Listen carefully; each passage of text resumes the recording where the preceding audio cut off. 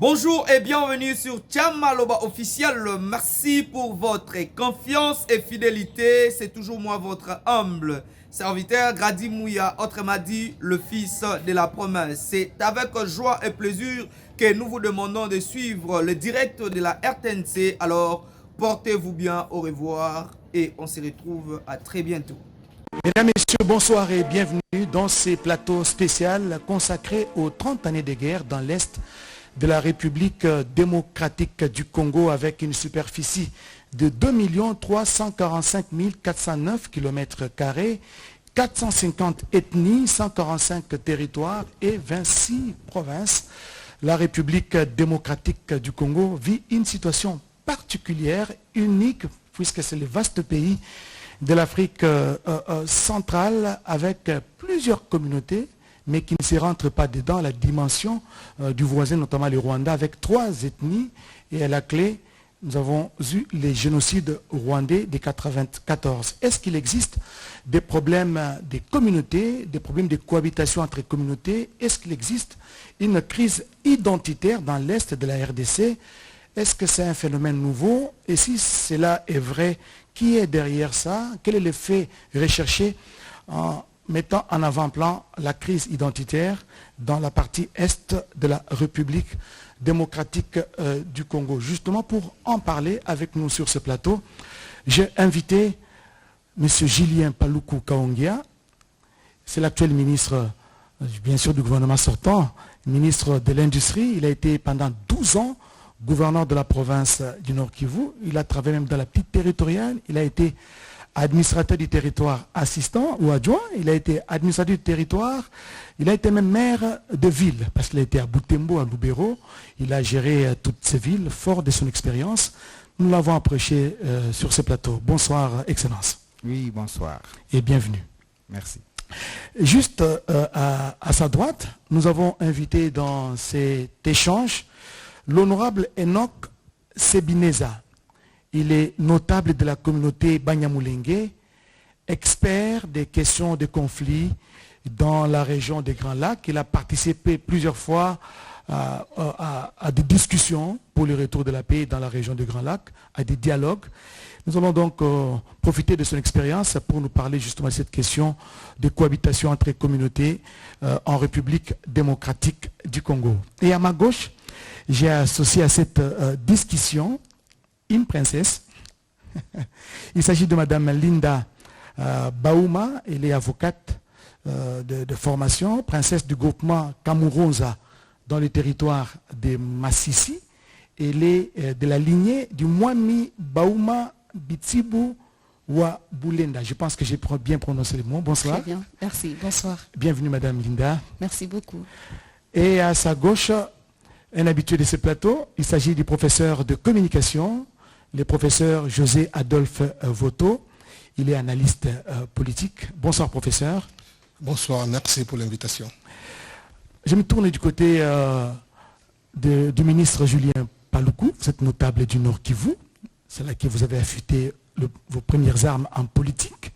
Vous avez été pendant 12 ans gouverneur de la province du Nord Kivu, que vous avez su gérer d'ailleurs avec dextérité, parce qu'en 2013, les M23 ont été vaincus alors que vous étiez gouverneur, même si aujourd'hui il y a la résurgence de ces mouvements terroristes. Dites-nous, la main sur les cœurs, est-ce qu'il existe des problèmes de cohabitation entre communautés dans la province du Nord Kivu? Oui, merci beaucoup. Je pense que, M. Oscar, c'est une question très très difficile à laquelle nous allons nous efforcer de répondre. Mais d'emblée, je dois préciser que dans tous les pays du monde, il y a des conflits. D'ailleurs, une société sans conflit, c'est une société qui n'existe pas. Parce que les conflits, en fait, montrent une dynamique qui est observé au sein de la société. C'est ça la définition en fait des conflits. Alors, la RDC, vous l'avez bien dit lorsque vous plantiez le décor, a plus de 450 ethnies. Les Nord Kivu, les Sud Kivu ont chacun près d'une dizaine de communautés qui vivent ensemble depuis belle lurette. J'ai été, comme vous l'avez dit, à la fois administrateur des territoires, maire de ville, gouverneur de la province du Nord Kivu. Je n'ai pas senti en fait un problème identitaire. Hein? Je n'ai pas senti un problème identitaire. Ce qui se passe au Nord Kivu, c'est comme ce qui se passe ici dans l'ex-Bandundu, avec les conflits à Kwamut, précisément, comme ce qui se passe à Nituri, avec les Codeco et les autres, comme ce qui s'est passé dans l'espace Kassai, comme ce qui s'est passé avec les Ignélés à l'Équateur. Mais le problème ou la spécificité du Kivu, c'est qu'il y a une très mauvaise définition des minorités. En fait, au Rwanda et au Burundi, il y a 2 à 3 communautés, c'est-à-dire Hutu, Tutsi et Twa, dans les 2 pays. Et lorsque vous définissez une minorité dans ces pays, on sait l'apercevoir. Et c'est par rapport à quoi, justement? On sait l'apercevoir sur le plan démographique. Parce que quand on voit par exemple les Hutus au Rwanda, avant comme après le génocide, et bien entendu au Burundi, ils représentaient autour de 80-85%. Et donc les autres, parce que là, il y a eu un problème où on mettait même les noms de la communauté sur la carte d'identité. Hein? Au Rwanda, à un moment donné, vous devez vous présenter avec votre carte sur laquelle on devait lire que vous êtes Hutu ou alors que vous êtes Tutsi. Et ils ont réussi à identifier en fait le nombre de Hutu et le nombre de Tutsi. Alors cette réalité au Rwanda et au Burundi, les combles, c'est on l'a transposé sur la République démocratique du Congo avec les conflits qui ont eu lieu dans ces pays. Parce que les conflits au Rwanda et au Burundi ne datent pas d'aujourd'hui. Déjà en 1959, il y avait des conflits au Rwanda. La même période au Burundi, à 72 au Burundi, à 93, 90 au Rwanda, lorsqu'on a abattu les 2 présidents, à 93 au Burundi, lorsqu'on a abattu le président Ndadaye. Et donc, ces conflits des 2 pays sont transposés sur la République démocratique du Congo pour chercher à faire croire qu'il y a aussi des minorités en RDC comme celles qu'on observe au Rwanda et au Burundi. Alors que c'est faux. Et ça ne marche pas. C'est faux pourquoi? Les Congolais vivent toujours ensemble. Ils ont les vivre ensemble depuis longtemps. Les Congolais d'expression, parce que les migrations qui ont eu lieu ont fait que les peuples soient de part et d'autre des frontières. Les Congolais qui sont au Congo, qu'on appelle régulièrement Tutsi et Hutu, eh bien, n'ont jamais, selon toutes les analyses, démontré que au Congo, les Tutsis sont minoritaires. Parce que si vous allez même dans la province du Nord Kivu, vous allez trouver que les Houndé, qui sont dans les Massissi, constituent une minorité. Lorsque vous descendez dans les territoires de Walikale, vous trouvez que les Nyanga et les Kano, particulièrement, les Kano sont une minorité si on prend l'ensemble de la province du Nord Kivu. Alors, lorsqu'on définit la minorité, on devrait se référer à la République et non pas à la province. Ce qui fait que, parce que quand on définit la minorité au Rwanda, on ne la définit pas par rapport à une province du Rwanda. On la définit par rapport à la République du Rwanda. Mais les pièges dans lesquels nous sommes, c'est qu'on cherche à définir les minorités au Congo par rapport à la province. Et c'est là où nous tombons. Merci, professeur Voto. Si je comprends très bien l'analyse, l'argumentaire avancé par le gouverneur Julien Paluku Kaongia, donc le problème des minorités, c'est un faux problème, un faux débat. C'est un faux débat parce que vous venez de dire 450 ethnies, toutes ces ethnies sont minoritaires. Toutes les 400 ethnies sont minoritaires. Là, vous soulevez encore un autre pan du voile. Oui, parce que quelle est l'ethnie majoritaire? Alors il faut faire les statistiques pour dire que bon, il y aurait peut-être une ethnie qui est sur le plan démographique, elle est plus nombreuse que les autres, mais on va faire la liste des ethnies, mais il y aura des ethnies plus minoritaires que les communautés Tutsi, parce que de ça qu'on parle souvent, ou les communautés Hutu. Donc ça c'est vraiment un faux débat, et des problèmes identitaires, moi je dis qu'il n'y en a pas. Il y a des incidents, selon les circonstances, où peut-être il peut y avoir des tueries, pas parce qu'on veut exterminer une communauté, parce que, figurez-vous, depuis les génocides du Rwandais, depuis qu'il y a eu ce déversement de population rwandaise au Congo, vous vous n'entendez jamais parler qu'on s'est attaqué à une communauté et qu'on a donné les statistiques. Ça n'existe pas depuis 30 ans. Quel est l'incident qui a fait qu'on s'est attaqué aux Tutsis? Ça s'est passé où? Ou qu'on s'attaque exclusivement aux Hutus? Je sais qu'il y a le cas de 1998, lorsque Mouzé a demandé aux Rwandais de rentrer. C'était clair. James Kabarebe était Rwandais. On n'a pas demandé aux Congolais de rentrer. On a demandé aux Rwandais de rentrer chez eux. Mais il y a des gens qui se sont identifiés aux Rwandais. Et ça a créé des tensions. C'est vrai et qui étaient même dans les institutions de la République. République. Même si les institutions ont démissionné pour rentrer à Kigali. Mais ce n'était pas des Tutsis qui étaient visés. Vous êtes ce qui s'est passé dans le Bandundu entre Teke et Yaka. Ça ne s'est jamais passé dans le Kivu. Est-ce qu'il y a un cas où deux communautés se sont levées dans l'intention de tuer l'autre communauté ou de les exterminer? Ça ne s'est jamais passé. Donc, les politiques se fondent juste sur cet argument comme prétexte pour mener leurs actions. Madame Linda Bauma, vous pensez, comme l'a dit le professeur Adolphe Voto, il y a une certaine politisation de cette question des minorités Hutus, Tutsis en RDC, avec peut-être des visées machiavéliques. Mais oui, absolument. Comme il l'a dit, on a 450 ethnies, ça veut dire que tous, nous sommes minoritaires, déjà, si on y va dans cette optique-là. Mais là où arrive maintenant la question des minorités va arriver sur la représentation au niveau des instances de prise de décision, dans la gouvernance des provinces ou bien de l'État, et où on va peut-être commencer à chercher des noms ou les noms de qui est ressorti. En même temps, cela va aussi arriver avec la répartition des ressources. Voyez-vous, lorsqu'on accueille les réfugiés rwandais dans le Massissi, les ressources doivent être repartagées. Et là vous faites allusion à l'année 94, avec l'afflux des réfugiés rwandais sous le sol congolais. Exactement. Et donc, lorsque vous les accueillez, et ils sont restés pendant très longtemps, où est-ce que vous allez les mettre? Certains réfugiés ne sont pas rentrés, n'est-ce pas? D'où même la raison du Rwanda de vouloir attaquer la RDC en disant voilà qu'ils continuent à poursuivre les FDLR. C'est peut-être des personnes qui sont finalement restées par choix en RDC.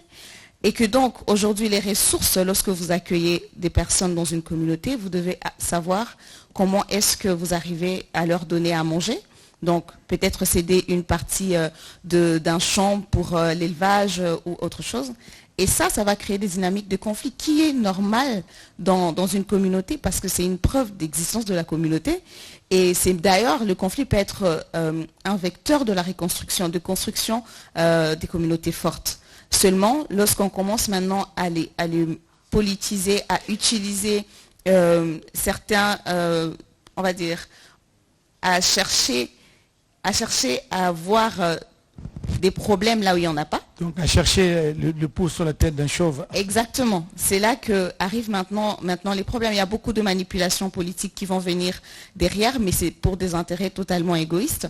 Parce qu'à la fin de la journée, ces communautés ont vécu pendant très longtemps ensemble. Madame Linda Bauma, une petite question de curiosité. Je voudrais savoir si les Hutus ou les Tutsis qui sont identifiés au Rwanda, ce sont les mêmes qu'on retrouve au Congo.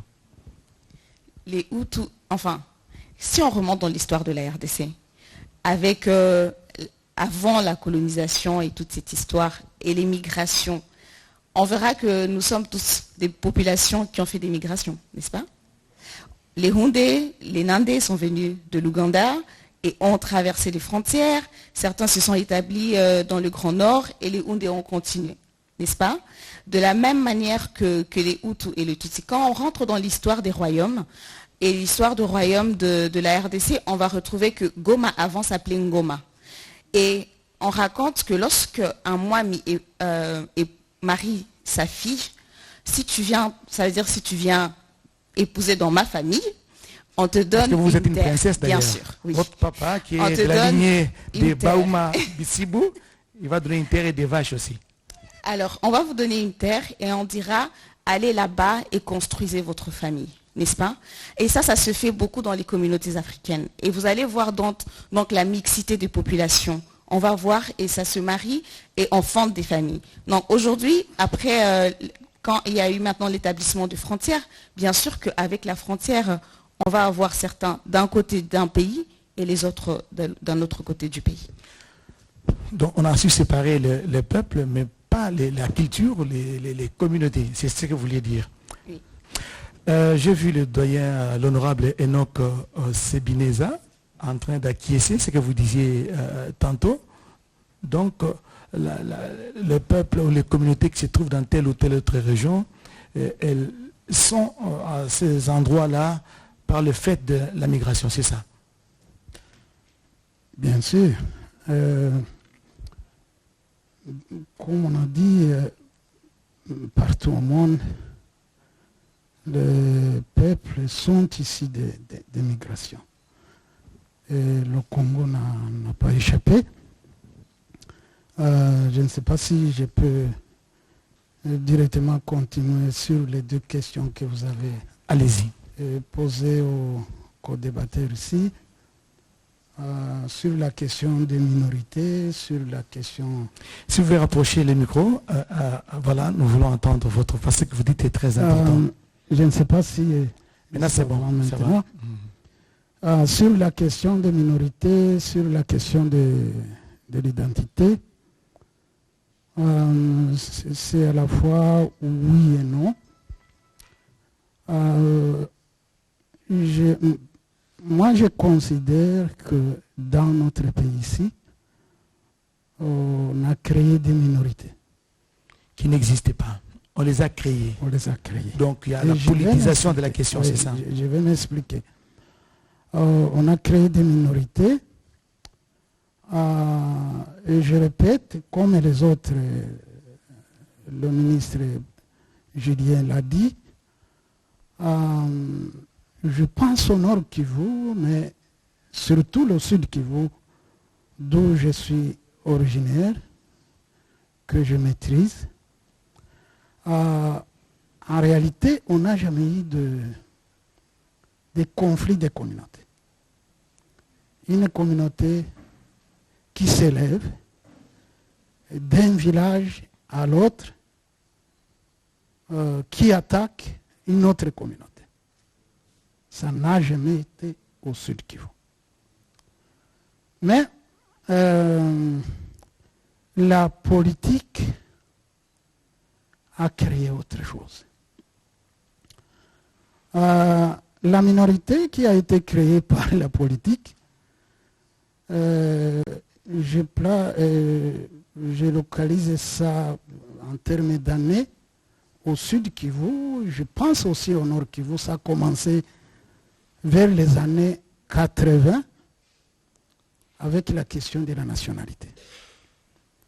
Excusez-moi, peut-être oui. Avant de vous laisser continuer, je voudrais savoir, parce que vous parlez de la politisation de cette question, est-ce que c'est à l'interne ou à l'externe? C'est à l'interne, au niveau du Congo, au niveau national.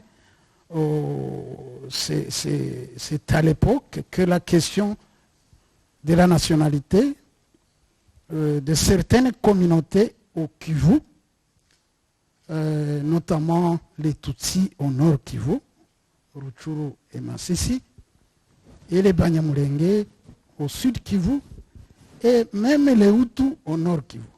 Cette question de nationalité les a concernés. Et vous êtes notable de la communauté Banyamulenge au Sud Kivu, dans la plaine de la Ruzizi. Du Sud Kivu. Et depuis cette époque, je me rappelle, en 82, c'était à l'époque du MPR, on a interdit les candidatures des Tutsis au Nord Kivu et les Banyamulenge au Sud Kivu, en les stigmatisant qui sont des étrangers. Je suis en train d'expliquer comment on a créé une minorité. Ça, c'est en 82. 82. 87, aux échéances électorales, on est revenu à la charge, en excluant encore ces communautés. Mais je voulais souligner que avant 80, il y avait des conflits ordinaires. Et je vais souligner que le père de l'actuel ministre des Infrastructures, Guissaro, qui était lui-même Guissaro, Isaac Guissaro Frédéric. Paix à son âme, parce qu'il est mort dans des circonstances un peu plus dramatiques. Il a été désigné député en 1970. À l'époque d'IMPR, les députés étaient désignés. Et en 1977, il a été élu. C'était au suffrage universel, comme aujourd'hui. Dans le territoire d'Ouvira, ils étaient élus à 2. Et il était élu, en tout cas pas seulement par les Banyamulenge, puisque justement, si on devait compter sur nous, il ne devait pas passer. Il a été élu par les Bafoulirs qui sont majoritaires dans le territoire d'Ouvira. D'Ouvira au sud Kivu. Et même quand, justement, en 80, 82, 87, à la CNS, on nous a refusé même de participer à la CNS, Conférence nationale souveraine. Nous, les Banyamulenge, on n'a pas participé. Les Tutsis du Nord Kivu, ils ont participé. Les Hutus du Nord Kivu, ils ont participé. Je pense en 93. Là, vous parlez de l'histoire. Mais aujourd'hui, est-ce qu'il y a stigmatisation aujourd'hui de ces communautés? Est-ce qu'aujourd'hui, en 2024, est-ce qu'on parle encore de la stigmatisation de ces communautés, de la communauté Banyamulenge, des Tutsis, des Hutus qui vivent dans cette région? Oui, permettez, je suis en train d'expliquer à ceux qui nous écoutent comment on a construit cette minorité qui n'a rien à voir avec les conflits entre les communautés. Puisque, je le répète, on n'a jamais eu de conflit de communautés au sud Kivu et je pense aussi au nord Kivu. Jusqu'à ce que, justement, la guerre est venue en 96. Et la guerre est venue en 96. La guerre de l'AFDL. De l'AFDL, dans ce contexte-là, où justement, vous rappelez, tout le monde le sait, ici, au Palais du Peuple, quand on a chassé au HCRPT, le patriarche Rwakabouba, le père de Magui Rwakabouba, on a chassé même quelqu'un qui n'était pas Tutsi, qui n'était pas Hutu, un certain Kalegamire, qu'on l'a associé, on a dit, bon, je ne sais pas par quelle magie, c'était Havu, on l'a chassé, qui n'était pas congolais. On l'a chassé, Elvis Moutiri, que vous connaissez, il est souvent au gouvernement ici, on l'a chassé. Et donc, c'est comme ça qu'on a créé, qu'on a stigmatisé les communautés à laquelle appartiennent ces politiciens.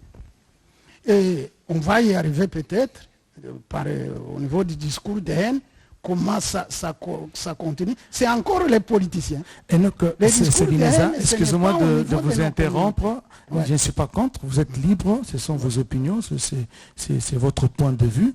Moi, je voudrais savoir, en 2024, vous parlez de 82, 85, la guerre de l'AFDL en 1996, et aujourd'hui en 2024. Est-ce que cette stigmatisation, elle est encore démise? Par exemple, sur la plaine de la Ruzizi, à Rutshuru, vous parlez des Magui Rwakabouba, dans les Rutshuru et dans d'autres coins de la province du Nord Kivu.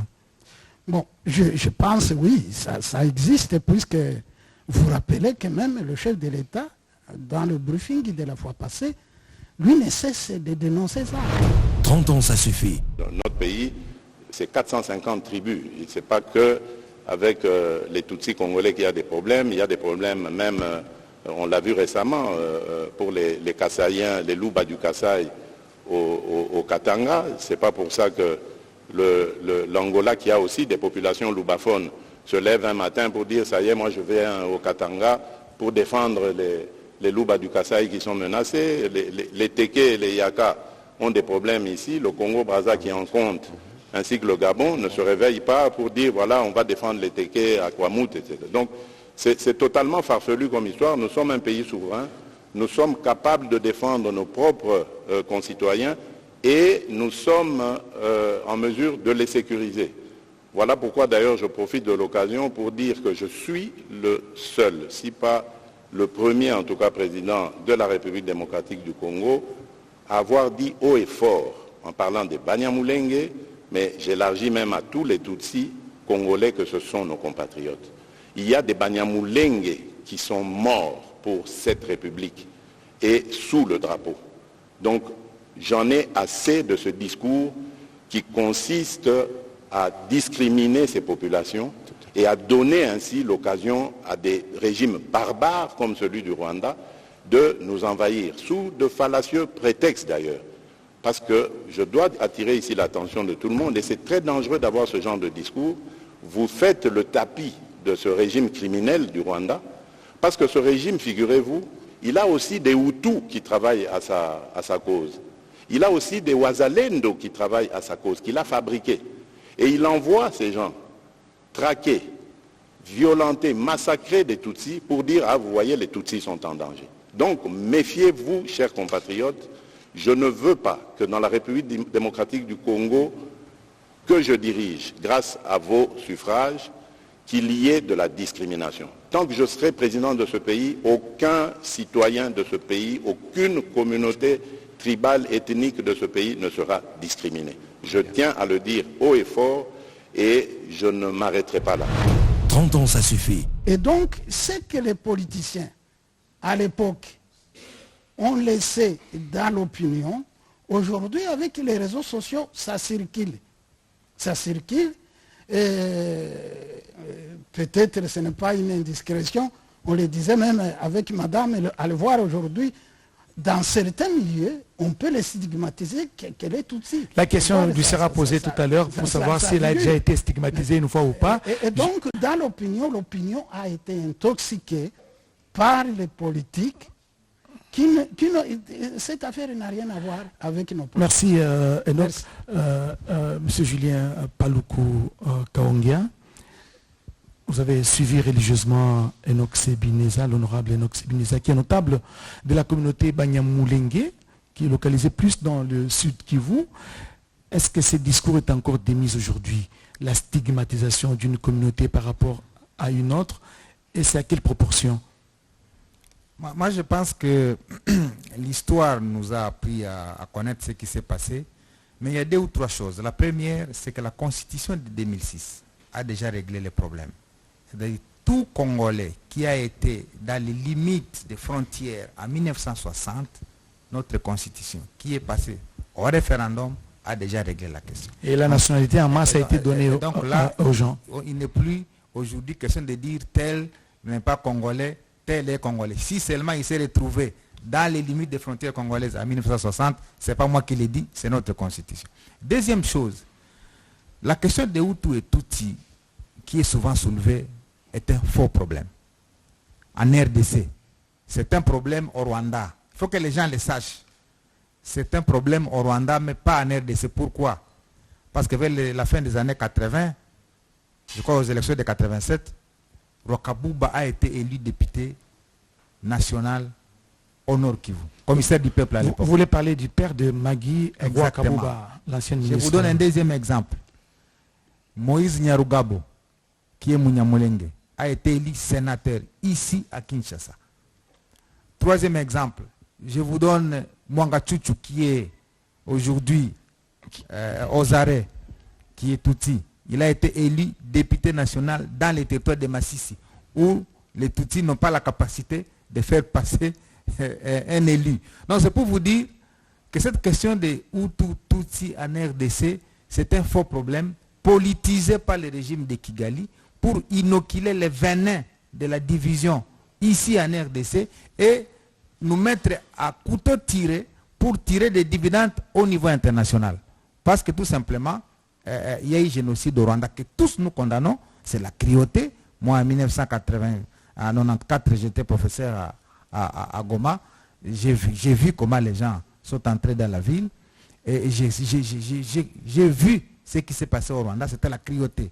Et donc, moi, je considère que la cruauté au Rwanda est en train d'être exportée en République démocratique du Congo et chercher à nous vêtir de la cruauté qui n'est pas dans les chefs des Congolais. Mais parce avec que la complicité de certains Congolais, mon frère Enoch politique congolais évoque un aspect, c'est un aspect important. Il n'y a jamais eu en République démocratique du Congo, encore moins au Nord Kivu, au Sud Kivu, deux communautés qui se sont affrontées, qui se sont tuées jusqu'à aller vers le génocide. Le génocide est impossible en République démocratique du Congo. Il est impossible parce que c'est 450 ethnies qui vivent, qui cohabitent ensemble, mais là-bas c'est 2 ou 3. Si ce n'est pas l'un, c'est l'autre. Donc trois là, ethnies qui cohabitent mais qui parlent la même langue. Oui, là, ils parlent la même langue, ils cohabitent. Donc quand il y a un mal qui se produit, si ce n'est pas l'un, c'est alors l'autre. Et donc là, il y a possibilité d'un crime de masse. Tandis que ici, si ce n'est pas l'un, c'est le 449e, c'est le 448e, c'est le 430e. Donc il n'est pas possible qu'il y ait des gens qui s'associent pour aller tuer d'autres. Et je l'ai dit, la définition des minorités doit se faire par rapport au pays, à l'échelle nationale, et non pas par rapport à un territoire, par rapport à une province, par rapport à un secteur. C'est là le piège dans lequel l'ensemble des Congolais tombent. Merci, je l'ai bien démontré par les quelques têtes qui se sont fait élire, là où ils n'ont même pas d'électeurs, mais parce qu'au Congo, on élit les intelligences, on élit les gens qui savent bien défendre les intérêts. On ne voit même pas les faciès des gens quand on fait les élections. Sinon, certains peuples ne seraient pas représentés dans les assemblées électives. Puisque vous parlez des faciès, à ma gauche, il y a Madame Linda Baouma, n'est-ce pas? Oui. De prime abord, quand vous la regardez, il faut vous dire que c'est une Tutsi. Est-ce qu'il vous est déjà arrivé d'être prise à partie? Elle ne pourra jamais l'expliquer. Est-ce qu'il vous est déjà arrivé d'être prise à partie du fait que de votre physionomie? Parce que être attaqué ou recevoir des propos parfois malencontreux à votre endroit, du fait de votre faciès, vous taxant d'appartenir à telle ou telle autre communauté? Oui, absolument. Alors, beaucoup plus de violence verbale, pas de violence physique, heureusement. La seule chance ou la seule protection que nous avons eue, c'est que, enfin, d'être issu d'une famille de notables, et donc on sait déjà que c'est la fille d'un tel. Mais en même temps, pour ceux qui ne vous connaissent pas, on vous met tous dans le même lot. Voilà, vous êtes des Tutsis et tout ça. Ou alors on te dit, ah ben, il faut rentrer là chez vous au Rwanda. Ou alors on va même te demander quelquefois comment tu as eu ton passeport congolais, parce que voilà, tu ne devrais pas être ici. Ou tout simplement, vous rentrez dans un bureau, on vous dit, ah, on accueille les Rwandais ici maintenant. Donc tout ça, tous les jours, on y fait face. Et pour moi, je peux le prendre peut-être au second degré, parce que je sais que ben, de toutes les façons, je suis congolaise et je crois en la nation. Je crois que la notion de nation, c'est une notion qui est très importante à reconstruire en RDC, au lieu de se poser seulement sur une ethnicité. Nous avons tous le même passeport, et lorsqu'on rencontre tous les autres Congolais à l'étranger, il y a des grandes communautés des Congolais qui ne voient pas le territoire duquel vous venez, ou de 450 ethnies d'où vous venez. Non, seulement nous sommes tous du passeport congolais, nous sommes tous du sang congolais. Goma, c'est à la limite avec le Rwanda. Goma fait frontière avec la Kigali, avec des villes rwandaises. Il vous arrive souvent de traverser la frontière. Et quand vous êtes de l'autre côté de la frontière, comment vous considère-t-on? Alors, une petite anecdote. Vous savez, le trafic économique et même individuel entre le Rwanda et le Congo et Goma, enfin Goma et Gisenyi, il est vraiment énorme. Plusieurs personnes, certaines personnes vont vivre à Gisenyi, d'autres vont venir. Voilà. Mais voilà, exactement. Et donc, bien sûr qu'on va aller souvent au Rwanda, et je me rappelle une fois, je devais prendre, à l'époque, les vols internationaux n'arrivaient pas directement à Goma, on devait aller directement sur Kigali, et quand tu arrives à l'aéroport, on me dit, ah, Baouma, et puis il me regarde, et regarde mon passeport, Baouma. C'est quoi le nom de ton père? Ça, c'est au Rwanda. Ça, c'est les Rwandais qui me demandent. Et il me pose une question. Il me salue en Kinyarwanda, parce que tout le monde à Goma sait répondre en Kinyarwanda. Et donc, je lui réponds. Il me demande une deuxième question. Je lui dis, je n'entends pas. Il me dit, ah, c'est quoi le nom de ta mère? Je dis, ma mère, elle est d'où? Je lui dis, elle est de Walikale. Il me dit, non, il faut me dire la vérité. Où est-ce que vous avez trouvé ce passeport? Je lui dis, je suis congolaise. Ils me disent, non, vous n'êtes pas congolaise. Et ça m'est arrivé plusieurs fois. À Kigali, à Gisenyi. On vous considère comme étant une Tutsi. Oui, oui, absolument. Si je marche dans la rue, je leur dis, oui, oui. On ne va pas savoir que je suis congolaise ou pas. Voilà, je passe. Mais moi, avec mon long nez ici, moi je suis du sud de la RDC. Et parfois être considéré, prise à partie comme Et ça vous fait quoi quand tout le temps on vous répète cela et on vous stigmatise, entre guillemets Pour moi, je suis plus dans une dynamique constructive. Je ne suis pas sur le fait de regarder les populations seulement sur voilà, leur faciès. Non. Alors si ici me dit, je dis écoute, de toutes les façons, nous sommes tous un même peuple. Nous avons, comme on l'a dit, nous sommes tous issus des migrations, voyez-vous. Et pour moi, je suis plus sur la reconstruction que sur cette stigmatisation. À chaque fois que l'on me lancera cela, c'est une opportunité pour moi de rappeler comment voilà, nous devons vivre en communauté, comment le bienfait d'être diversifié, même si on se ressemble, ça veut dire que tu peux me voir, tu penses que je suis des tiens, mais que voilà, nous pouvons nous soutenir autrement que de se faire la guerre. Professeur José Adolphe Voto, pensez-vous que c'est l'arme maintenant utilisée par l'ennemi, le Rwanda, qui est aux manœuvres aujourd'hui aux côtés de M23 pour installer davantage l'hégémonie rwandaise en RDC et continuer à piller les richesses, diviser pour mieux régner? J'ai beaucoup apprécié les témoignages de la princesse. Au Rwanda, elle est identifiée comme une Tutsi, comme une Rwandaise. Au Congo, elle est identifiée comme une Tutsi. Et les Congolais, c'est pas méchanceté. Je rappelle que dans ces pays, les Balouba sont stigmatisés. Les Bangalas sont stigmatisés. On dit, ah vous, vous êtes brutaux, tout ça. Ah vous, vous êtes ceci, vous êtes... Il y a même des termes qui sont utilisés, yo mouyaka. Yo mouyaka, tout ça. Yo mouluba yo. Alors, yo mouswahili. oui, mais c'est pas... Elle a dit, c'est pas juste qu'en venir à vous agresser. Non. Mais ça existe pour toutes les communautés. Mais les politiques, pas seulement à Kigali, même les politiques au Congo, ils récupèrent ça et ils en font un fonds de commerce. On a dit ici, et je suis heureux que Enoch dise ici, qu'au Kivu même, il n'y a pas de communauté qui se rentre dedans. C'est ça la réalité. Il n'y a pas d'affrontement.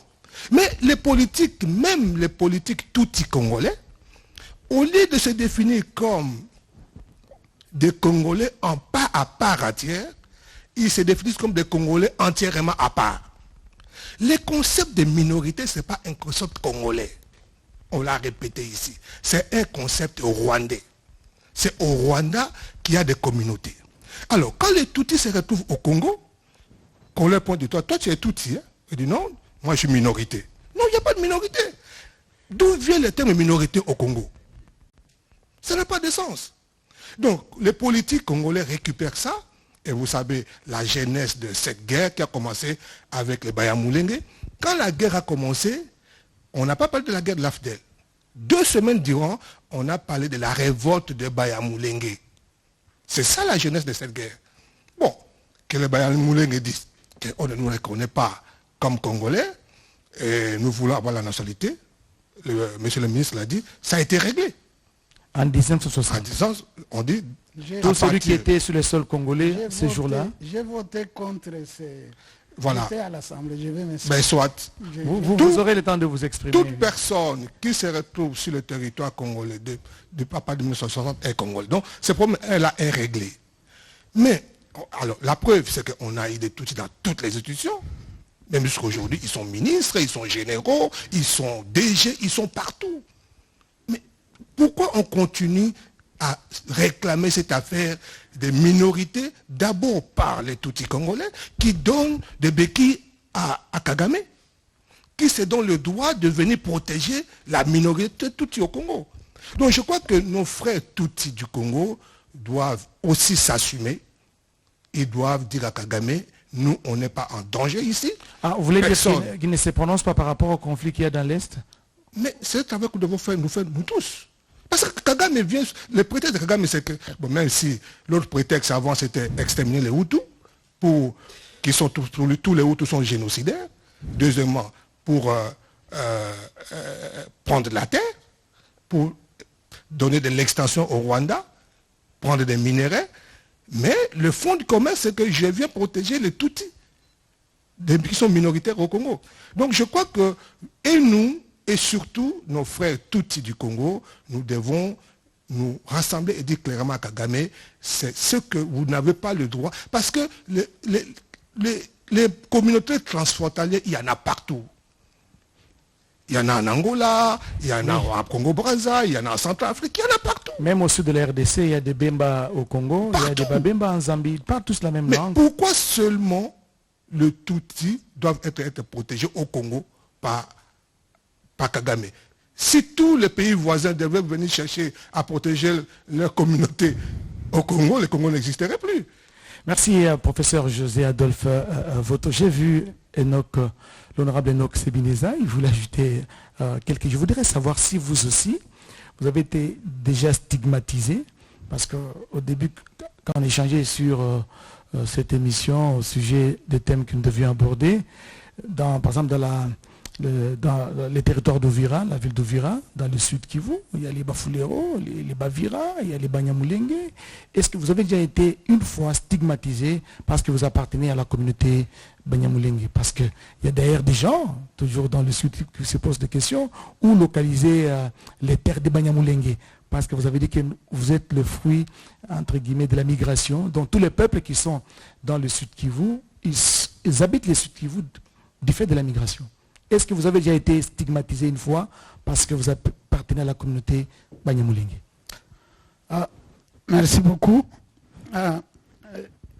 Être stigmatisé au sud Kivu, je ne le pense pas, puisque on se connaît tous. Moi, je pense même sur ce plateau, je suis le doyen. Au sud Kivu, on ne peut pas se stigmatiser. Là, je vais le répéter, et je pense on va évoluer, puisque vous nous avez dit qu'on va évoquer la question des discours politiques, des discours de haine, et nous sommes en train de l'évoquer déjà. On l'a déjà dit, on ne va pas continuer à le répéter. Et d'ailleurs, je pense que nous disons la même chose. Que ce soit le ministre Julien, le professeur, madame, nous disons la même chose. Ce que le Rwanda fait au Congo, moi ici j'ai commencé à dénoncer le Rwanda depuis l'AFDL. La présence des troupes rwandaises chez nous ici depuis l'AFDL. Au début, j'avais participé même au premier texte de l'AFDL. Le 22 décembre 1996, le 23 décembre, les autorités rwandaises nous ont réunis pour nous demander de quitter le Congo, les Banyamulenge, de quitter le Congo, que tous on nous amène à Kibuye au Rwanda. On a refusé. Et moi et d'autres, à part peut-être encore une minorité de certains politiciens qui sont partis avec la FDL, le RCD, ainsi de suite, peut-être, je ne sais pas, aujourd'hui. Et je vais souligner que même aujourd'hui, ma communauté, les Banyamulenge, ne sont pas associés, n'ont jamais été associés à la guerre du M23, que ce soit la première version et la deuxième aujourd'hui. Le Rwanda a échoué de mobiliser les jeunes Banyamulenge, des milliers qui sont réfugiés au Burundi, au Rwanda même, en Ouganda et au Kenya. Le Rwanda a échoué de les mobiliser dans la guerre du M23. Nous apprenons qu'aujourd'hui, ils vont tenter de recruter des politiciens qui vont encore faire des déclarations de l'autre côté pour solliciter justement un climat contre ceux qui sont à Lubumbashi, au Katanga, ceux qui sont au Kasaï, ceux qui sont ailleurs. Et donc, ce que je voulais souligner, c'est que si nous ne faisons pas attention avec ce qui se passe, le Rwanda, en fait, exploite, c'est vrai, on l'a dit, il n'y a pas de conflit entre les communautés, mais les discours des politiciens, le Rwanda les exploite. Dans les discours de haine de certains politiciens. Le Rwanda les exploite. Si vous essayez de voir, le Rwanda a créé, on appelle ça, j'ai vu quelqu'un écrire, il dit une armée numérique. Il y a beaucoup de comptes Twitter sur avec des noms des Congolais. Chaque discours prononcé par un politique congolais, par un politicien, il est automatiquement... Je vais vous dire qu'aujourd'hui, bon, on a les membres de notre communauté hier qui ont été arrêtés à Bukavu. Je vis un certain Maïcha. Aujourd'hui, il a tweeté, il dit on a arrêté les Banyamulenge à cause de leur faciès à Bukavu. Ces garçons, je les connais, c'était Mouchi de Walungu, qui aujourd'hui est au Rwanda. Et il fait la communication justement pour le Rwanda. Je crois... Enoch, c'est Mineza, peut-être, oui. Je reviens d'une autre manière. Est-ce que vous, personnellement, vous avez dit au Kivu, ça n'a pas été le cas. Est-ce que vous avez déjà été stigmatisé, pris à partie à cause de votre faciès, même ici à Kinshasa, quand vous promenez? Parce que le chef de l'État a condamné fermement lors du briefing, du dernier briefing presse, il a condamné fermement la stigmatisation et promis des sanctions très sévères contre tout celui qui s'adonnerait à cette pratique. Il a dit plusieurs fois d'ailleurs, lors du briefing, et même des messages qui sont passés ici sur les antennes de la RTNC. Il y a même des messages vidéo qui sont en train de circuler pour condamner justement. Est-ce que vous avez été victime? Oui, bon, bien sûr. Bien sûr, la morphologie, le faciès, avec les réseaux sociaux, vous les suivez, avec notre diaspora aussi, ceux qui sont à l'extérieur, qui ne savent même pas, des jeunes gens qui ont grandi à l'extérieur. Je l'ai dit, là où nous étions assis en train de venir ici, pendant la transition, c'est vraiment une sorte d'anecdote, encore une fois, je devais être reçu quelque part, ici à Kinshasa, j'étais député à l'Assemblée, je me présente aux policiers qui étaient à garde, je présente ma carte du Parlement, de légitimation du Parlement, il devait noter quelque part. Il me semble qu'il y avait une rubrique où on devait écrire nationalité, je ne sais pas. Il m'a regardé la figure, il m'a posé la question, il a regardé la photo, la figure, il a dit « Osa nationalité ni ». J'ai ri. Il était embarrassé. Le pauvre. C'est comme si on lui avait appris que quelqu'un qui ressemble à moi, il ne peut pas être... J'avais ma carte de Parlement. Mais ça ce sont des détails.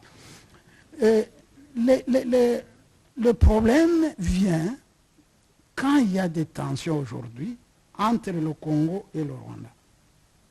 Et il y a des réactions de certains Congolais.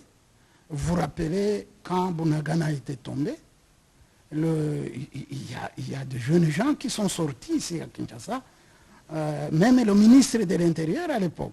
Et c'est ça en fait. Et ça a été vite étouffé, dénoncé. Ce que je voulais dire en fait, c'est que si on ne fait pas attention au niveau politique, puisque tout est politique, tout naît de la politique. Et c'est encore la politique qui doit tout éteindre. Merci Enoch, c'est encore la politique qui doit tout éteindre, Julien Paluku. Je sais que c'est un cas isolé, un cas isolé parmi tant d'autres. Les communautés congolaises vivent en symbiose, en parfaite harmonie depuis des lustres. Je ne pense pas, vous l'avez dit d'ailleurs, si c'est une communauté qui est indexée ou si c'est une ethnie qui est indexée sur les 450, donc il faut encore compter avec les 449 restantes pour arriver à les mobiliser et pour qu'on puisse parler pratiquement génocide ou guerre fratricide communautaire. Julien Paluku, est-ce qu'il n'y a pas une sorte de méli-mélo quand pas des Hutus rwandais que Kagame est en train de poursuivre au Congo? Effectivement, c'est quel Hutu? Selon quel est les principes de démarcation de ces Hutus rwandais qui ont fui le Rwanda vers le Congo et ces Hutus congolais qui ont pratiquement la même physionomie? Comment les démarquer? Oui, je voudrais d'abord rappeler à toute l'opinion que le président Kagame a bâti sa gouvernance sur fond d'une crise identitaire. Parce que, vous vous rappelez, avant le génocide rwandais, il y avait déjà un certain partage des pouvoirs qui devait s'organiser au Rwanda entre Hutu et Tutsi. Et même, si vous connaissez l'histoire, la rébellion du FPR à l'époque avait déjà envoyé presque un bataillon dans la ville de Kigali qui était composé essentiellement des militaires Tutsi, si on peut le dire, qui devaient intégrer la gouvernance après les accords d'Arusha. Et le président Abiyarimana, le président Tayiramira du Burundi sont abattus le 6 avril 1994. Et on n'en parle pas trop. Et la crise commence. D'ailleurs, il insiste, on ne parle pas trop de la mort de deux présidents. Il y a même, et c'est très grave, lorsqu'on célèbre le génocide, il y a des chefs d'État qui ne parlent même pas de leurs anciens collègues. C'est quand même grave qu'on célèbre un événement, mais on ne fait pas référence à deux personnalités importantes dans la région de Grand Lac qui sont morts dans ce crash-là. Donc je disais, le président rwandais a bâti sa gouvernance sur fond d'une crise identitaire entre Hutu et Tutsi. Et c'est cette crise identitaire qu'il a tendance à vouloir exporter vers la RDC pour faire voir qu'il y a aussi une crise entre Hutu et Tutsi. Et c'est pourquoi, ayant été gouverneur, moi je pense que le concept de Hutu et de Tutsi doit disparaître dans le vocabulaire congolais. Si on continue à alimenter les discours de Hutu et Tutsi, on sera en train de piéger, disons de tomber dans le piège de Kagame. Pourquoi je dis ça? J'ai été gouverneur pendant 12 ans, j'ai été ministre des Finances, s'il vous plaît, qui est de l'ethnie Tutsi. Mais moi, je ne le considérais pas comme Tutsi. Je le considérais comme Congolais. C'est mon ministre des Finances, qui a fait 7 ans au ministère des Finances. J'ai eu un directeur de cabinet adjoint, qui est Tutsi, que j'ai pris par ses compétences. Donc ça veut dire qu'il y a des faux débats qu'on a toujours voulu amener ici pour transporter une crise d'ailleurs vers la République démocratique du Congo. Donc pour moi, il y a des Hutus au Congo, il y a des Tutsis au Congo. La preuve, c'est que dans les territoires de Massissi, dans les territoires de Rutshuru, il y a des députés qui sont à l'Assemblée nationale, qui sont de l'ethnie Hutu. Pourquoi est-ce que c'est quand il s'agit des Hutus et des Tutsis qu'on doit singulariser les ethnies? Mais quand il s'agit des Babemba, on ne dit pas qu'à l'Assemblée, il y a 3 députés Babemba. Hein? Pourquoi est-ce qu'on veut singulariser pour dire, est-ce qu'il y a des députés Tutsi ou des députés Hutu à l'Assemblée? Donc, on nous a amené un conflit identitaire dans notre pays qu'on veut répandre ici. Et donc, il y a des gens de la communauté Tutsi, des gens de la communauté Hutu, des gens de la communauté Banyamulenge, qui sont dans les institutions que nous devrions considérer comme nos confrères, comme nos consoeurs congolais avec lesquels nous sommes. Si on s'arrête à ça, on va effectivement éviter les pièges qu'on nous tend le plus souvent. Et donc, ayant été gouverneur dans cette province, ayant été avec tout le monde, nous avions ce qu'on appelle les barzans intercommunautaires. C'est une structure qui réunit en fait toutes les communautés au sein de laquelle, lorsqu'il y a des petits problèmes, on les traite en interne. Alors, les mauvais et les bons, il y en aura partout. Chez les Nande qui est ma communauté, chez les Nyanga, chez les Hunde, chez les Tutsi, chez les Banyamulenge, il y aura des bons et des mauvais. Alors, les pièges dans lesquels les petits problèmes ne manquent toujours pas. C'est la globalisation. La généralisation. Quand quelqu'un de l'ethnie Tutsi s'allie, par exemple, au M23, la tendance générale, c'est de dire, voilà, les Tutsis sont au M23. Quand quelqu'un de l'ethnie Hutu s'allie à tel mouvement, on dit, voilà, les Hutus sont allés dans telle organisation. Donc, là, les pièges que nous devons éviter, c'est cette globalisation des actions individuelles. Lorsque des individus posent des actions, ils doivent être poursuivis comme tels. Il y aura, j'ai toujours dit quand j'étais gouverneur, que personne, et alors personne, n'a choisi de naître dans sa communauté. Est-ce que vous avez déjà assisté à des mariages entre Hutu et Tutsi, de par votre expérience de gouverneur? Oui, c'est ce que j'ai dit. On doit éviter de commencer à parler de Hutu et Tutsi, parce qu'il y a des mariages entre ces personnes-là. Ce sont des gens qui se considèrent comme des Congolais entre eux. C'est quand seulement cette crise identitaire de l'extérieur nous est amenée à l'intérieur que quand vous avez une épouse Tutsi ou Hutu, vous commencez à dire, ah bon, elle est quand même Tutsi. Alors que quand vous vous êtes marié, vous ne vous étiez pas basé sur l'identité de la personne, vous étiez basé sur la considération que vous avez envers elle. Donc, le vocable Hutu et Tutsi, pour moi, qui est un vocable purement rwandais, doit disparaître des vocabulaires congolais. Et c'est la raison pour laquelle, dans les territoires de Massissi, on a appelé la chefferie qui abrite les personnes d'expression rwandaise, la chefferie de Bouicha. C'est-à-dire, c'était pour éviter que l'on ne dise chefferie de Bahutu. Parce que si on continue à dire chefferie de Bahutu, ça allait accentuer effectivement la crise identitaire entre les autres communautés et les communautés d'expression rwandaise. Merci pour cette précision. C'est important de pouvoir restituer cela à l'opinion pour bannir cette classification ethnique dans la classification congolaise. Si nous nous considérons comme des gens du Nord Kivu, par exemple, les habitants du Sud Kivu, vous allez trouver qu'il n'y a pas de problème. Avec Enoch, lorsque nous sommes ensemble, il n'y a pas de problème. Mais si les frères d'Enoch rejoignent le M23, on aura tendance à dire que non, voilà Enoch, ton frère est parti, toi tu es resté ici en train de nous filer. Demain, ce sera ton tour pour y aller. C'est cette globalisation pour moi qu'il faut éviter. Et si on l'évite... Une globalisation à éviter. Merci, monsieur le ministre. Joseph Voto, vous avez ajouté par rapport, est-ce qu'il faut mettre en exergue la tribu, l'ethnie, pour contribuer au développement d'un pays, d'un peuple?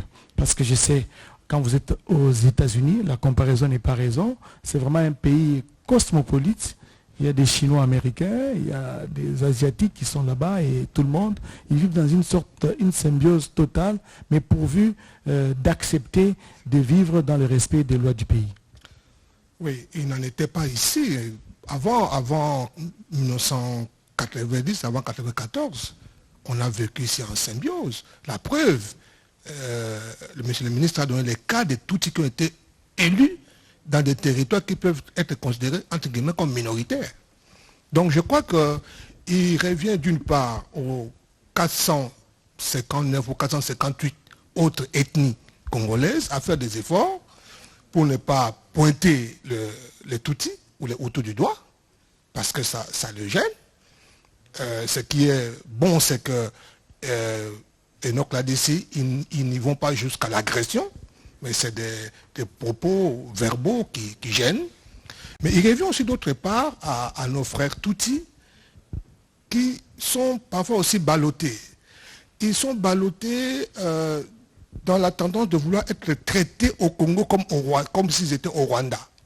C'est-à-dire traités comme une minorité, être représentés dans toutes les institutions, avoir part à tout, alors que les 480 ethnies, c'est chacun qui se bat.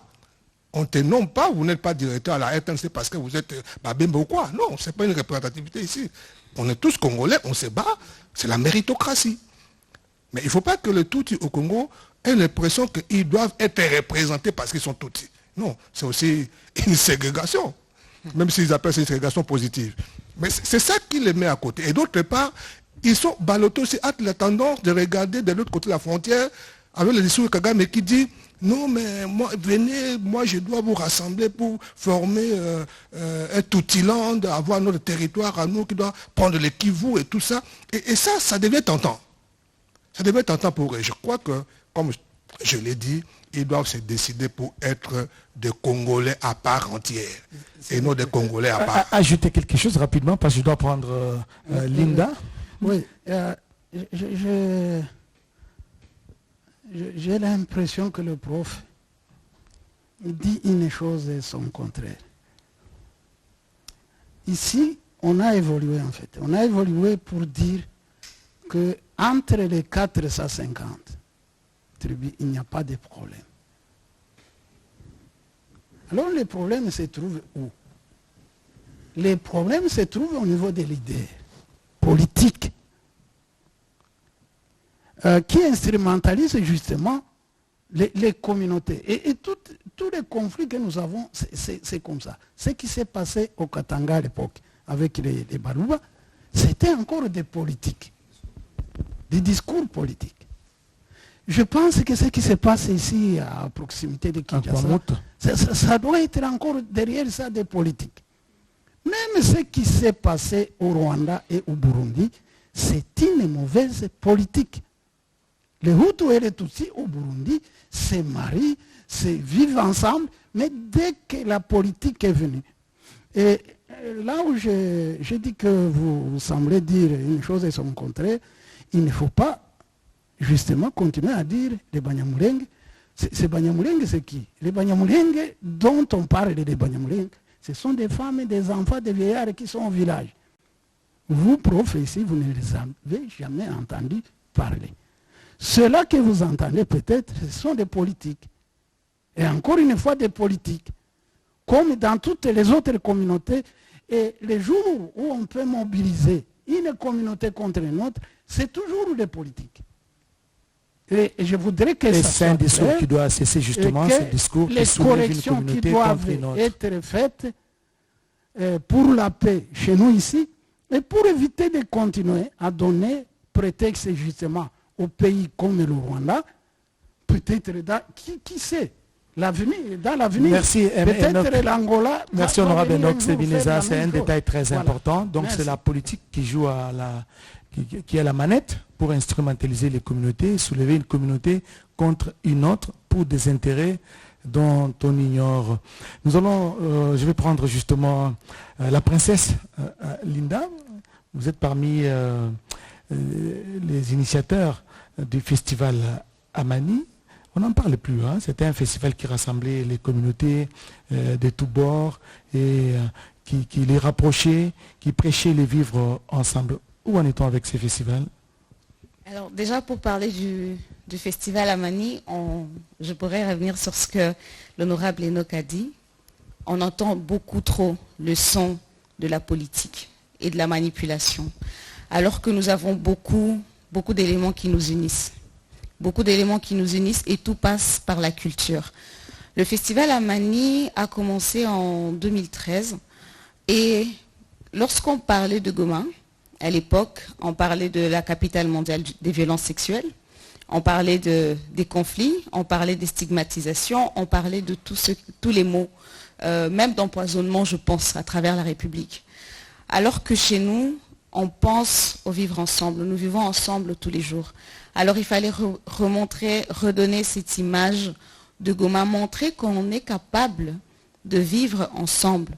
Parce que ce qu'on ne sait pas, c'est que, comme on a dit, tous les jours, il y a les petits commerçants qui traversent les frontières. Tous les jours, il y a des gens qui voyagent à travers un pays ou un autre. Quand il y a des vacances qu'ils vont prendre, ils vont peut-être aller au Burundi ou au Rwanda, n'est-ce pas? Et eux de même. Et donc, comment faire en sorte que toute la population, tant du Nord Kivu que des pays des Grands Lacs, puisse venir et célébrer la paix? Avoir un espace où on va se regarder, on va se prendre par la main et on va célébrer la paix parce qu'on peut vivre ensemble. Et l'espace, c'est le festival Amani. Et c'est comme ça qu'est né le festival Amani. Aujourd'hui, la 10e édition du festival devrait avoir lieu en février. Mais comme vous le savez, en février, Goma n'était pas assez sécure. Il ne l'est pas encore aujourd'hui. C'est pour ça qu'il a été reporté. Mais le festival a beaucoup apporté à travers les plaidoyers pour la paix à l'est de la RDC, notamment à l'époque avec Martin Kobler. Après, le gouvernement congolais s'est beaucoup impliqué. À l'époque, M. Julien était gouverneur et il ne manquait pas de participer au festival Amani qu'il soutenait. On a eu aussi, après, le gouvernement national qui s'est impliqué davantage pour montrer qu'on peut avoir d'autres espaces où on peut reconstruire la paix. Parce que lorsque le sort nous vient et nous frappe, on est tous concernés. Et là, j'aimerais parler de quelque chose quand même pour sortir de ce cadre seulement de conflit armé. Lorsqu'il y a eu le volcan à Goma, n'est-ce pas, il coule vers Goma. La population de Goma se déplace. On ne regarde pas qui est qui. On s'accueille. Et ça, c'est l'esprit du Nord Kivu. Et ça, c'est l'esprit que nous avons. Aujourd'hui, les jeunes de Goma le manifestent aussi à travers une autre initiative qui s'appelle Goma Actif, qui, depuis que les populations sont autour de Goma dans les camps des déplacés, tous les jours, ils vont préparer de la bouillie le matin et à midi, un repas ça, pour tous les une dynamique déplacés. de résilience qui est en train de se construire au niveau du Nord Kivu. Fait par les jeunes, financé par les jeunes eux-mêmes du Nord Kivu, sans regarder qui est qui. parce qu'on est tous frappés par le même Et sort. quand les politiques s'amènent, c'est maintenant les discours de crise identitaire Là, qui s'ensuit. il peut y avoir de la manipulation, mais ce qui est intéressant, c'est que les politiques savent que lorsqu'ils arrivent au festival à Mani, ou bien qu'ils viennent dans le Goma actif, ils viennent comme Congolais. Ils ne viennent pas comme politiques, pas de casquettes. On est tous un même peuple. Julien Paloukou, nous sommes en train de terminer cette émission. J'ai sur ma main un recueil à noter des résolutions de l'Assemblée générale et du Conseil de sécurité des Nations unies sur la République démocratique du Congo de 1960 à 2023. Donc c'est un livre en 3 tomes, 300 pages pour le premier tome, ainsi pour les autres. C'est 800 au total. C'est donc 800 pages. Vous avez eu vraiment beaucoup de temps pour écrire ça. Vous avez juste fait une compilation de toutes les résolutions qui ont été prises au niveau de l'Assemblée générale des Nations unies et du Conseil de sécurité. Et pour quelle finalité? Parce que souvent les résolutions sont prises et ne sont pas appliquées. Oui, la motivation que j'ai, c'est d'abord comme chercheur aussi. Les gens me connaissent comme gouverneur ou comme ministre, mais je dois dire que je suis chercheur. Je suis doctorant à l'Université de Kinshasa. Et donc je suis intéressé par la thématique de paix et sécurité. Voilà pourquoi j'ai constaté que les peuples congolais ne lisent pas souvent ce que les Nations unies font de la République ou veulent de la République démocratique du Congo. Et je suis allé fouiller pour dire mais comment je peux contribuer à l'émergence d'une connaissance positive sur les Nations unies. J'ai rassemblé toutes les résolutions et de l'Assemblée générale qui se réunit chaque année. Vous savez, il y a les assemblées du mois de septembre, le 21. Vous voyez, les chefs d'État se rendent là-bas, ils passent à la tribune, ils parlent. Alors, il y a des résolutions qui sont prises par l'Assemblée générale et des résolutions qui sont prises par les conseils de sécurité des Nations unies. Alors, j'ai rassemblé, en regroupant ces résolutions en 3 périodes. La première qui part de la fondation de la République, c'est-à-dire de 1960 jusqu'à 2006, parce que j'ai considéré que c'est une étape où la République était en train de naître, avec les premiers mouvements d'insurrection qu'on a vus en 1996, jusqu'aux premières élections. J'ai rassemblé 94 résolutions au total. J'ai pris maintenant la période de l'avènement de la démocratie avec les premières élections qui ont porté Joseph Kabila au pouvoir, de 2007 à 2018. Là, on a autour de 46 résolutions. Et j'ai pris la dernière période du premier mandat du président Félix, de 2019 à 2023. Alors, lorsque vous voyez ces résolutions, effectivement, elles ont beaucoup contribué à ce que la paix revienne en République démocratique du Congo. Alors, on a souvent stigmatisé, comme on le fait dans les communautés, on a souvent stigmatisé les Nations unies, mais on n'a jamais posé la question à la République démocratique du Congo, ce qu'elle fait des résolutions votées par les Nations unies. Parce qu'il y a des obligations et des Nations unies et de la République qui est bénéficiée de ces résolutions-là. Je vous donne un exemple. Vous avez une résolution qui parle de la réforme du secteur de sécurité. Là, c'est l'armée, c'est la police, c'est la justice.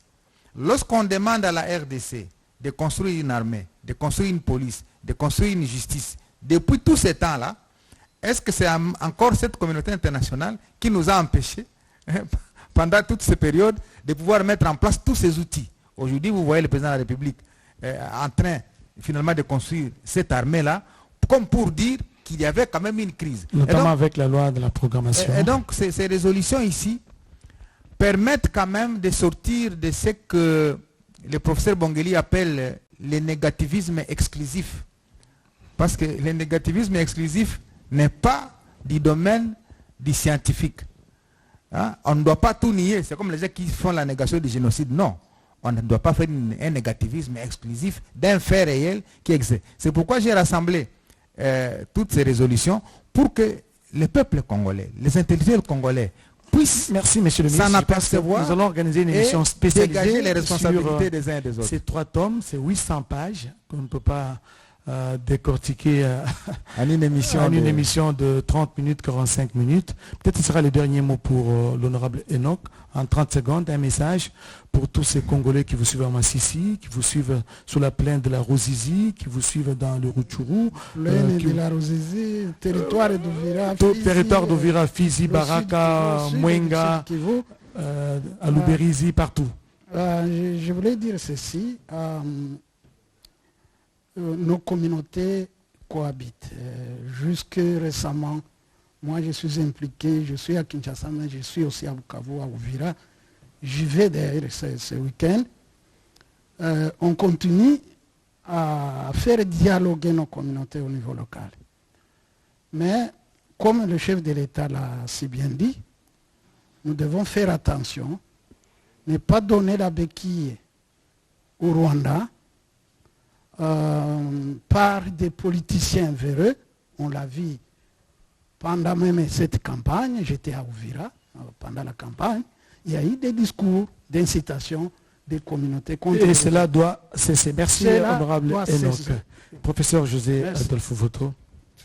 Merci beaucoup. Dans son dernier discours à l'occasion de la commémoration de 30 ans sur les génocides, le Kagame a pratiquement remercié les Zaïrois de l'époque pour avoir accueilli le Rwandais. Et c'est ce que sont les Zaïrois, c'est ce que sont les Congolais. Donc, même avec le Rwandais qui sont au Rwanda, nous avons toujours vécu ensemble. Donc, je vois très mal qu'aujourd'hui, que les gens se rentrent dedans. Il y a des incidents, ça existe. On peut peut-être indexer quelqu'un, ça existe. Mais je crois que nous pouvons vivre ensemble dans la paix comme on a toujours vécu. Princesse Linda Bauma. Alors pour moi, le message, c'est tout simplement à tous les Congolais de donner une chance à ce qui nous reconstruit et faire taire tout ce qui essaie de nous diviser. Soyons plus conscients, soyons tous ensemble plus matures par rapport à tous ces débats et manipulations et regardons un peu plus loin notre nation, reconstruisons-la beaucoup plus fort. Donc, ne pas céder au discours de la haine. Ne pas céder au discours de la haine. Vous partagez les mêmes avis en termes de message pour terminer cette émission. Je vais surprendre beaucoup de gens pour dire qu'entre Goma et Gisenyi, la frontière congolaise et la frontière rwandaise, il y a 60 000 passages par jour des Rwandais et des Congolais de part et d'autre. Comme pour dire qu'il n'y a pas de problème entre les peuples rwandais et les peuples congolais, et le président l'a répété. Tous les co-débatteurs ici ont reconnu que le problème se situe au niveau politique. En fait, les Rwandais nous entraînent dans son combat de gagner le pouvoir sur base d'une crise identitaire. Et l'interpellation que j'ai faite, c'est d'éviter de tomber dans les pièges nous tendus. Les problèmes des Rwandais doivent rester au Rwanda. Nous, les Congolais, nous devons résoudre nos problèmes en interne et nous en avons la capacité parce que tout le monde a reconnu ici qu'il n'y a jamais une ethnie qui s'est montée contre une autre pour chercher à l'exterminer. Ce sont des faux débats en RDC, mais ce sont des vrais débats au Rwanda et au Burundi. C'est ça ma conclusion, que tous les Congolais se considèrent comme des frères et sœurs et on l'a expérimenté depuis 1960. Si nous nous comportons ainsi et nous évacuons cette stigmatisation qui est un fait du Rwanda, je pense que la RDC va retrouver son sourire comme ça l'a été et tous nous allons nous mettre pour affronter toutes ces rébellions et ces guerres qui naissent sur fond d'alimentation d'une crise identitaire qui n'existe pas dans notre pays. Merci à tous nos invités. Le message est passé. Il n'y a pas de crise identitaire en République démocratique du Congo, moins encore de problèmes entre communautés, à part des petits problèmes isolés, qui n'ont rien à voir avec la globalisation, comme vous l'avez dit tout à l'heure. Merci à Linda Bauma, la princesse. Merci au professeur José Adolphe Voto. Merci à l'honorable Enoch Sebioza. Merci beaucoup. Merci au ministre Julien Palouka-Ongia. Surtout, merci à vous tous qui nous avez suivis, qui avez prêté attention à cet échange. Nous nous retrouvons au prochain numéro. Excellente soirée à tous. À la prochaine.